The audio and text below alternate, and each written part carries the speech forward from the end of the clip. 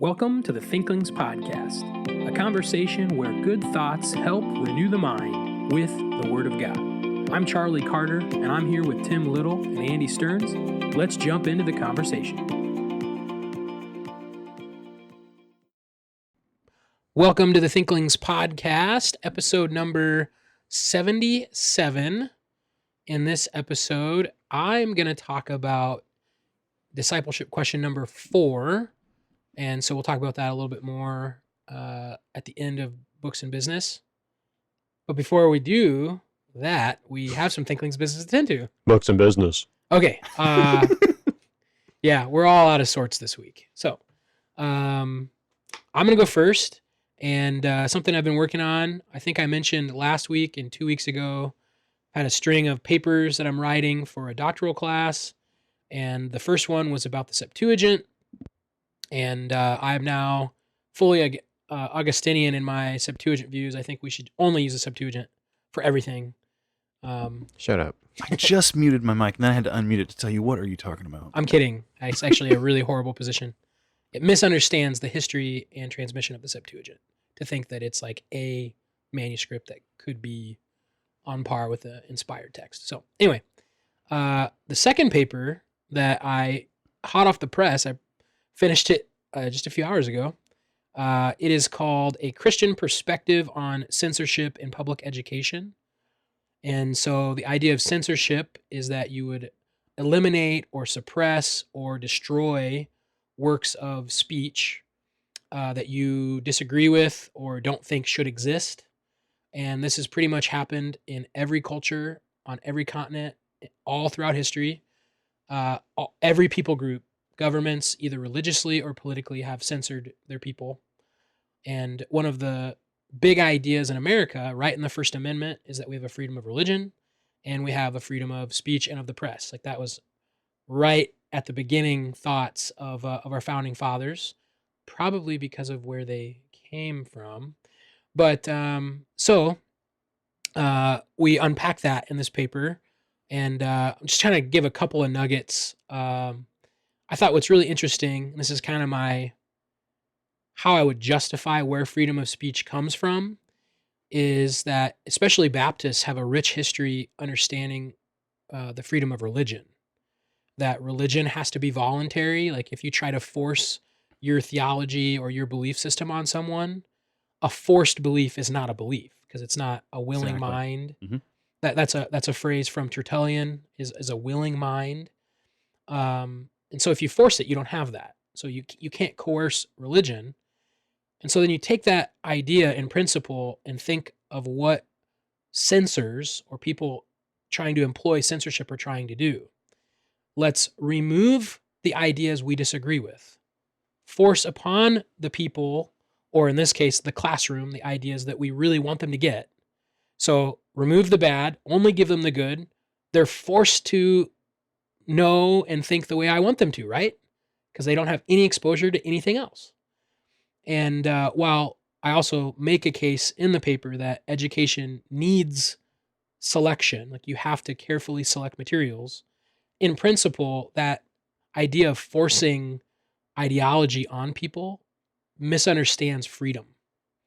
And so I think there's a direct parallel between the religious freedom and a freedom of speech. And that's why we should believe in it. But then that gets to the second part of the essay or the papers. So then how do you educate people? Like you can't just let them have everything. You don't want to just, give unfiltered internet access to a bunch of students and think that they're going to find good things, right? And so what do you do? And I think there are some lines to draw. Like, for example, if someone is blatantly lying, like, hey, I'm a doctor, COVID is this, or it's not this, and they're blatantly lying for political gain, that would be wrong. And I think a government should have some way to deal with that. Something that's erotic or pornographic in nature that up until very recently, American culture has been decidedly against. I think we would all say, no, you don't want people walking into the public library using their free access internet to view pornography that has no educational purpose. And so I think those would be some clear lines. Really the issue comes down to who gets to decide what books are in the schools. And unfortunately, precedent's been set in America that the school board gets to do that in public education. And so, sort of the implications that I drew at the end of this is that as a Christian or Christian parent, you should be very concerned about your local elections. And specifically, like if you had the capacity to get on your school board, this would be a reason why you would want to do it. Because for the most part, historically, school boards get to set curriculum or make decisions about those things.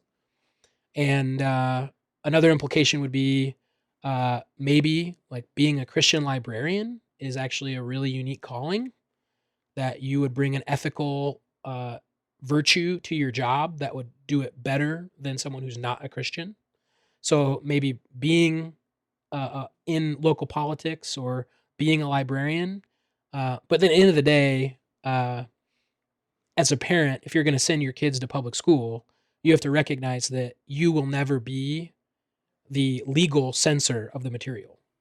And so practically, what does that look like? You need to read Deuteronomy 6 and take discipleship of your children seriously, so that whether or not the school board listens to you about whether Harry Potter should be in the library, when the student comes home, you should be censoring those ideas in your own discipleship of your children. That's kind of the whole point of the paper. But it's been a lot of fun to study that out. And yeah, it's interesting that guys from almost 2,000 years ago had some pretty profound thoughts on these things. So that's my books and business. So I'll comment on yours first, then I'll talk about mine. I think it's interesting. A week ago, we had special elections in the city we're in, Ankeny, for a new mayor. The previous mayor, I think he took a seat at the state senate. Is that correct? I can't remember. I'm not 100% sure. I think he took a local legislative seat, if I'm remembering correctly. But they needed to vote in a new mayor to fill out or finish out his term, and so we put it on our calendar. We wanted to go vote, and the guy that we wanted, who was conservative, won by 21 votes. You think about that in the city of Ankeny. If 24 people had decided not to vote, it would have changed the election. So just on the back of what you said, having people in positions of influence in our culture who are closer to us is, I think, a good thing, especially in light of 1 Timothy 2:2, that we can live a peaceable life. So, all right. So I've been saying I was going to talk about a podcast this week. I thought I would get the podcast done because I only had 2 more episodes. And what's a podcast episode? What, an hour? 45 minutes to an hour? Depends on whose podcast. Well, that's the thing. This podcast, the first 10 episodes have been about that. And so I thought, I got 2 episodes left. Started the second to last episode, 2.5 hours. Looked at the final episode, 2.5 hours. Public service announcement to the Thinklings podcast listeners, we're never going to do that to you. Yeah, we might once in a while do a Thanksgivings episode. We're never going to have an episode go that But 2.5 is too long. I will say, though, I've been very happy with the podcast, so I'll talk about it next week. So instead, I didn't do much reading this week. I did start a new book called Philosophy of Religion, A Very Short Introduction by Tim Bain. There's a series of books called Very Short Introduction books. There's one on psychology that I had to read back in the day for a class. Tim, you referenced Scruton's introduction on beauty last week. Philosophy of Religion is related to apologetics and theology. So I think I got this one as an ebook, sorry, Tim, for super cheap. And I just started it. The only thing that's interesting from the beginning is, if you want to know what philosophy of religion is, it's essentially asking the question, does God exist? And then all the implicative questions that follow. However, philosophy of religion is a philosophical discipline first. So you could have Islamic philosophy of religion discussions, you could have secular, you could have deist, you could have Christian. So the guy writing this says, what's interesting is, sometimes the way you sort out where your position is coming from is, are you asking the question from within your theological position, or are you asking it from the outside of your theological position? I think it's a secular work, so I'm thinking it's going to be maybe a good thing for me to know about. I'm not sure I'm going to be recommending it, but so far it looks interesting and it's short. That reminded me of The Abolition of Man. Yeah. Mm-hmm. Doesn't Lewis, that's not what you're talking about, though. No. Yeah, because he talks about people who want to get rid of objective values, and well, you kind of have to be on the inside. That's an Abolition of Man, I think it is. Or there's an essay. There's It's an something. essay. It's definitely something, Lewis. What's the essay? It's not Abolition of Man. The problem of subjectivity, the poison of subjectivity. Is that the essay? I don't It's a know. Lewis thing, though. It's a Lewis thing. Yeah. Yep. But it's interesting. Well, it's just interesting because I was really confident it was Abolition of Man until I said it out loud. And I was like, wait a minute. that happens to me quite often. So This is what your brain feels like after you've done a lot of reading and writing. So anyways, that's all I got for you, listener. Tim, what do you got? I've been reading some books to my children, and the recent series has been The Green Ember, Tales of Old Natalia. The Green Ember series is a series of 4 books. Those are the main series. Then there are some spin-offs that are shorter novels. The Tales of Old Natalia is a 3-book series of a shorter series. The second one is the first one's The Black Star of Kingston. The second one's The Wreck and Rise of Whitsun Mariner. And then the third one just released, Prince Lander and the Dragon War. With the release of that third one, I decided, hey, this will be a nice quick series that I can read to my children. And we finished book 2 yesterday. They're a fun series. They emphasize selflessness and self-sacrifice for the service of others. The entire Green Ember series really emphasizes this point, this idea of the laying down one's life for the community so that another person can live is a strong emphasis throughout the Green Ember series, and that appears in these first 2 books as well. The author will use a couple of different characters that serve as foils, one that betrays or runs away in the face of what seems like certain destruction, and even betrayal, where a character might turn their back on the authority that is in charge of the community. So the Green Ember series is a series about rabbits, which seems a little bit anticlimactic because rabbits are fragile and annoying little beasts of this world. I do not like rabbits because they get in my garden and that creates problems. But the Green Ember series they're rabbits, and they have swords and bows, and they fight battles against the birds or the wolves or the lizards or whatever else. And it's an engaging story. The kids have really enjoyed it. If you're looking for something to read to your maybe 7-year-old and up, these would be a fun little series to work through. Could you say a phrase for me, Tim? Maybe. Could you say wascally wabbit? I'm not going to amuse you. He's not going to do it. I really like the Green Ember series. You're pointing out the different foils of the different characters. I really like the way S.D. Smith brought virtue in, and he's telling a story, but in the story, you can see that it's shaping you to see, like, look at how that reaction was selfish, and look at how that one wasn't. But he's not saying, like, hey, look, he's not pointing it out, but he writes in such a way that you really notice it. I really like those books. I can't say enough good things about them. I purchased the first one, and I have not yet got back to it. So it's sitting on the shelf. I haven't started it, but I have it because I know it's good, but someday. If you've liked the Wingfeather saga and you've read it, then I think you'll enjoy the Green Ember series, and I would recommend them. All right, let me give a little preview of the content of the episode. So I've been working through a series, 12 discipleship questions, or 12 questions every disciple should ask.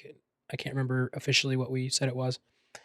But yeah, so this episode is question number 4, which is, let me actually pull it up because I don't remember. Like I said, this is what happens when you have a whole bunch of reading and writing. Your brain just kind of goes to mush. So the first 3 questions, question 1, what is God's will? God's will is to internally transform you. Question 2, how does God accomplish his will? And the answer, God provides training in the form of tests and trials. Question 3, how do my trials cultivate transformation? Trials increase the awareness of my loves, so it shows me what's going on the inside. So again, question 4, we get, I think, pretty practical. So if God is using trials to do the training, what forms of training is God using? So where might I look in my life to find the specific trials he's going to use? And we give you 3 categories and we talk through them. And hopefully it'll be a blessing and a help to you as you try to identify where God's at work in your life. So enjoy this episode, and we'll see you next week. Let's have a conversation about discipleship, part 4, right? Part Yeah, 4. part 4. Not parkour, part 4. Enunciation is important. So we're walking through this series, 12 discipleship questions, or 12 questions every disciple should ask, the working titles. So a little bit of a review. Question 1, what is God's will? And we answered that by saying God's will is to internally transform you, that he wants to see you, your inner man, your heart, your desires, your motives, your affections be transformed into proper affections and loves and desires. And that is a process of sanctification that's happening in your life. So then following that, question 2, how does God accomplish his will of internal transformation? And we answered that by saying God provides training, quote unquote, air quotes, training in the form of tests and trials. And we went to, I think, Deuteronomy 8 and talked about God in the wilderness, revealing what's at work in their hearts, and that similar idea being present in the book of James. And if not, we'll repeat some of those things today. So from there, God provides training to facilitate internal transformation.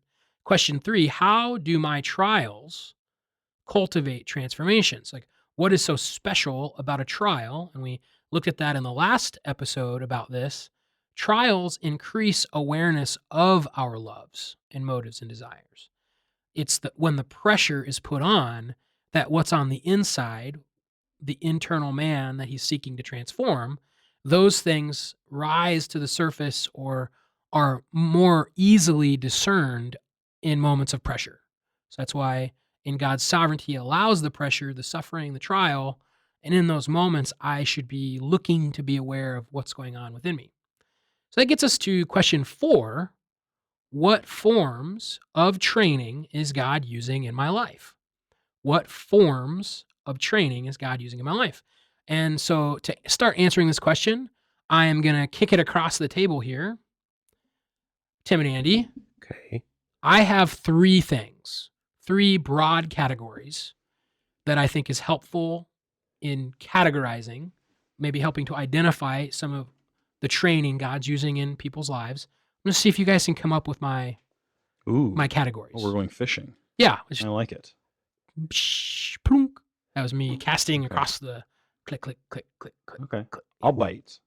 Okay. What do you think? So if I'm thinking through all the things that cause me to go through a trial that bring out loves in my heart, there's got to be something that's situational, like an event, an activity. I don't know what words you would put on it. There's got to be something that's like activities or situations. You nailed it. And this is where a passage that we could come to talk about this, if I can find it on my page here. I'm working from, I took a tip from Tim Challies, and I'm now writing in Ulysses. And I just haven't quite grasped the vision of where things are on the page. There we go. So First Peter, he mentions falling into various trials. Like there's like this diverse things. And then James, he says almost the exact same thing. Like, count it all joy, my brethren. James 1, when you fall into various, like diverse opportunities of trials. Like this idea that these things happen in multiple random forms. It's just difficult circumstances. And that's the idea, is the official term is adverse circumstances. So when you have an adverse, you should hear the correspondence to adversary, like an adversarial circumstance, like something is happening that is attacking what you would want to happen. Like, I do not want my car to break down. My car broke down. that is an adverse circumstance. Mm. Okay. Okay. And so that is actually, that's number 2 for me. But to use that as a springboard, what do some adverse circumstances normally have? There's some ingredients, usually in adverse circumstances. Do you want to take a crack at it, Tim, or do you want me to go for 2? Why don't you go for 2? Well, I mean, categories of trials for 200, Tim? What? The trials that I've created because of my own sin, or the trials that have happened as a result of this world, or... Okay, so what you said, like the result of my own sin, like that kind of gets into number 3. All right. But there's something like, what is like, when people have problems, who do they... It's people. It's people. I was going to let Tim see if he could get it. Yeah. So number 1 is people. difficult people. Okay. Difficult people. And then the third one is kind of more of a moving target, and I'm going to say, and temptation. But we instantly should have like a theological red flag maybe go up there and say, well, wait a minute. If God is using temptation to transform me, isn't God wrong to do that? Hold on to that thought, because we're going to actually go back to that. James specifically addresses it, and it actually correlates to what Tim already mentioned, like my own sin. So, but let's just walk through these. So the whole point of this, so we're kind of narrowing down the scope. Okay, so what's God's will? Internal transformation. Okay, well, how does he do that? Training through tests and trials. Okay, why does he use trials? Because that pressure reveals what's going on inside of you.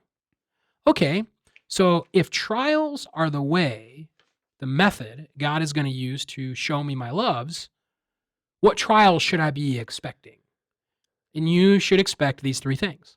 Every day of your life, you should be aware of how you are responding to these 3 things: difficult people, adverse circumstances, and temptation. And I think everything can fall under that blanket. And you brought up a good category, like the world, just being in a sin-cursed world. But typically the expression of the wicked world will be expressed through sinful people, sinful circumstances, or being tempted. So I think it covers the bases there. So now let's walk through each of these. So first, let's go back to that passage we've already mentioned, James 4. And there's this idea right in verse 1 of wars and fights. It says, where do wars and fights come from among you? That implies that there's multiple people disagreeing. Would you agree with that statement? Like, yeah, you don't have a war or a fight without someone to war or fight with. You gotta have an enemy and an opponent. Yeah, and so notice we've already looked at this in the previous episodes or chapters. If you're reading the actual book, and some people have these chapters available to them, so I might just throw that out there. So it says, where do wars and fights come from among you? Typically, wars and fights involve multiple people. And so if you're like me, there's hundreds of people you get upset with, right? Like almost every day of your life, there's difficult people. No comments. We're not making any jokes, people. No comments. Anyway, so what is it about a difficult person that causes a trial? Why do we even classify them in this sense as a difficult person? What's difficult about them? Is it okay for me to refer to another resource that helped me to understand this? Yeah. So our church went through The Peacemaker by Sandy a couple of years ago. And one of the most helpful things to think about was the reason there's interpersonal problems, most of the time I'll say, is that the other person is preventing me from obtaining some goal, is the language he used. And I think he does that because it's purposely a little neutral, but he's bringing it right back to this idea that someone's impeding me between like what I want to get, and they're stopping me. Yeah. I can't remember if it's in the written form or if it was in the actual chapter 3, question 3 episode. Did we talk about the pyramid of like the books, that illustration?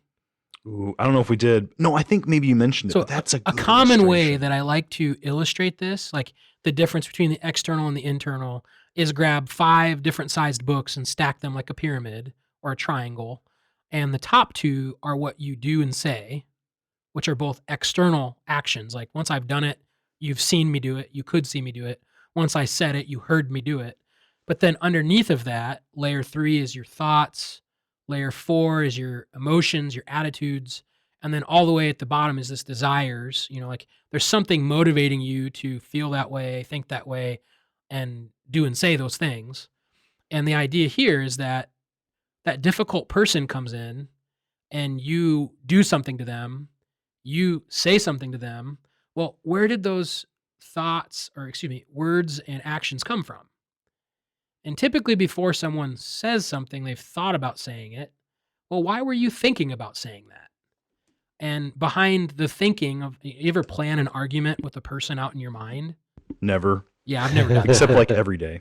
Like you want to make sure your argument is like so airtight, it's gonna like blast a hole right in the ship and sink them. Like it's gonna perfect aim, perfect argument, and you're doing this all internally.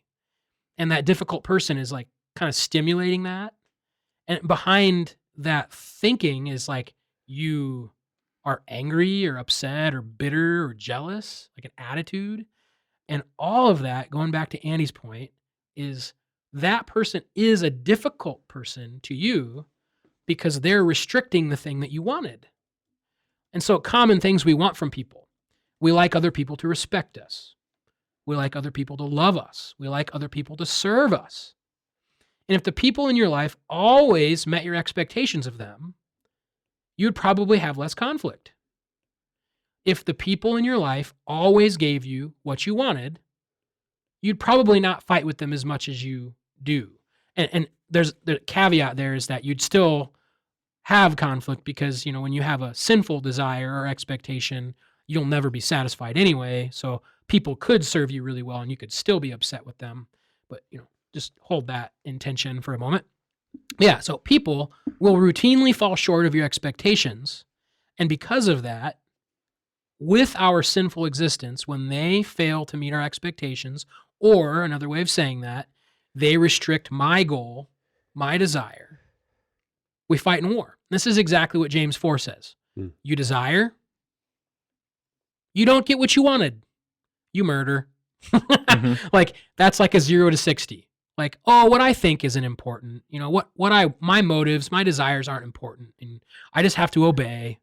Well, you want it, you don't get it, you actually don't obey, you kill. And that's one of the big 10, right? So, like, it's interesting to me that James goes to murder, and that instantly, like, you think about the Sermon on the Mount, and Jesus talked about murder too. It's like, it's not just the act of the murder. Anger within you is the same thing. It's just as sinful.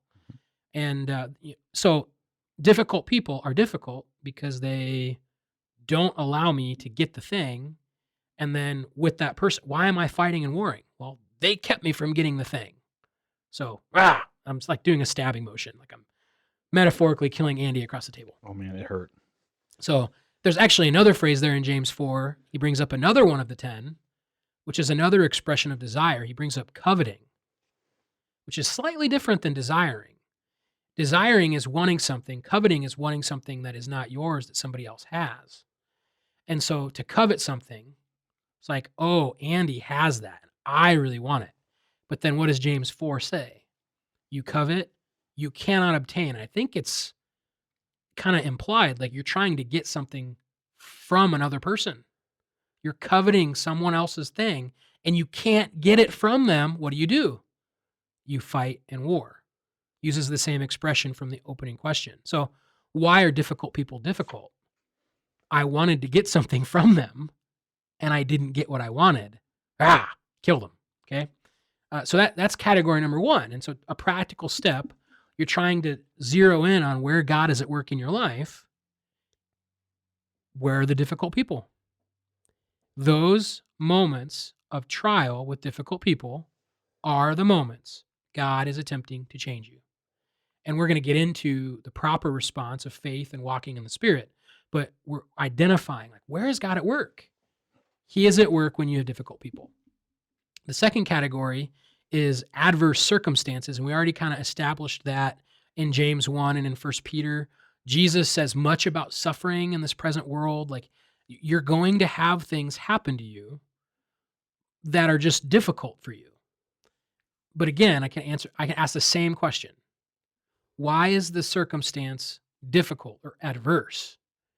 It keeps me from getting what I wanted. Mm-hmm. Hmm. So think about the car breaking down idea that we already brought up. Why would that be so problematic for me? Well, think of all the other trials that includes. Oh, I have to pay money and fix my car. Oh, man, but I'm a lover of money. I don't want to do that. And like as a status, like pride symbol thing of like, oh, my car isn't working. What are people going to think about me? Or maybe it's like, well, I really wanted to be at work on time today to impress my boss. And oh, my car is broken down. And now I have to get help from someone else just to get to work. Like, oh man, that's like a weak, humble thing. I don't want to be weak and humble. I want to be prideful and a good worker, right? You know? Or just as simple as, well, my car's broken down, so I can't go get coffee. I wanted coffee. I'm tired, and now I can't have it.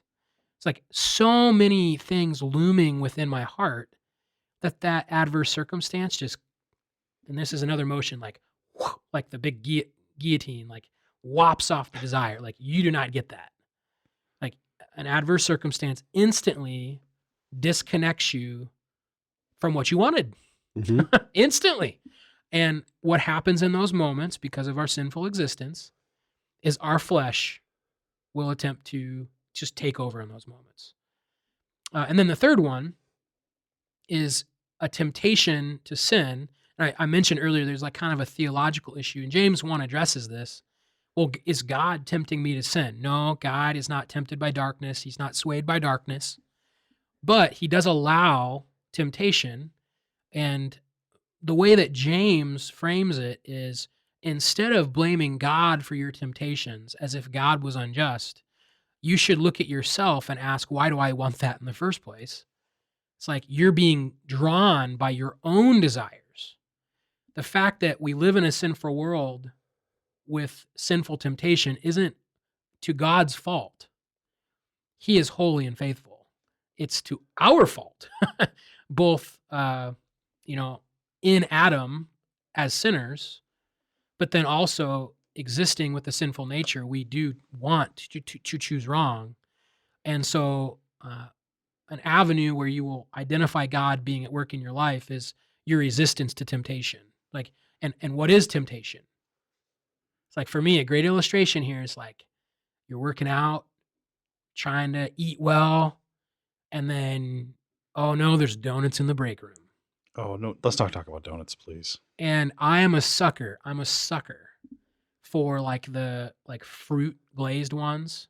It's like a strawberry glaze, like a lemon glaze. I love those things. And how hard is it to resist that? But now, what is the temptation? It is an appeal to a desire. Yep. And to not act upon the desire, to resist temptation, is keeping you from something that you do want. And so a moment of temptation is an exercise in desire. So what's common of all three of those categories? It's moments, and think back to question 3, the pressure of the trial is revealing what's on the inside. Why is it revealing what's on the inside? The ways I get upset reveal what I want. And they reveal inordinate desire, they reveal idolatry, they reveal immorality.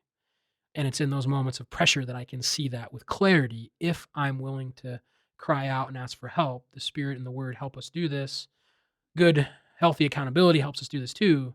But those trials are indicators of desire. And so that's kind of the big idea. So the practical step as we're kind of building these questions together, okay, God is trying to change me internally. He's doing this through trials. Where is God giving me trials? More specifically, do I have difficult people in my life? And if you're honest, the answer is yes. And have I had any difficult circumstances this last week? And if you're honest, you're probably like, yeah, multiple. And usually number 1 and number 2 like mold together. And sometimes number 1, number 2, and number 3 all come together. And it's like that person is causing an odd temptation, or like I'm tempted to act wrongly because of how this person is restricting me, or how they're affecting this circumstance. But all 3 of those are moments where I have to test my desire. And so identifying them helps you see where God is seeking to change your desires. It's like you don't really know what to change unless you see where God is trying to do the changing. It's like, you're trying to dig a hole to find a treasure, but you don't have a map. And like, well, where do you start digging? Well, where is God at work in my life? Well, I think maybe over here. I don't know. Maybe over there. I don't know. Dig a hole over there. Dig a hole over there. It's like you don't have to do that. God is specifically telling you, this is where I'm at work. And he's doing that in moments of trial where he's revealing your desires. So, what do you guys think about that? I talked a little longer than I wanted to. But anyway, what do you guys think about that? I think you nailed it. I think it was really, really good. The 3 ways in which God is using trials in my life, life situations and difficult people, and then my temptations and the things that I want. So that's really great content and something for us each to be thinking about as we seek to be sanctified and walk in wisdom. This is how wisdom speaks to us, by revealing these sinful desires in our hearts. It's good stuff. I thought it was helpful that you're pointing out that trials in James chapter 1, it says there are various, it's like the word for polka dot is like where the Greek word sounds like that. And the idea is it's like any sort of thing.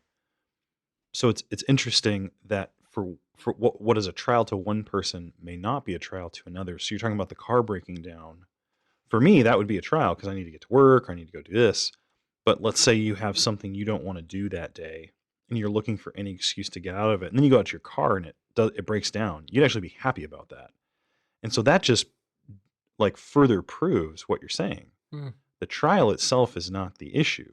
It's what the trial is pointing out about your desires. And you even see that when something, like one day I'm really mad that my car doesn't start. Another day I'd be maybe happy about it because I don't know.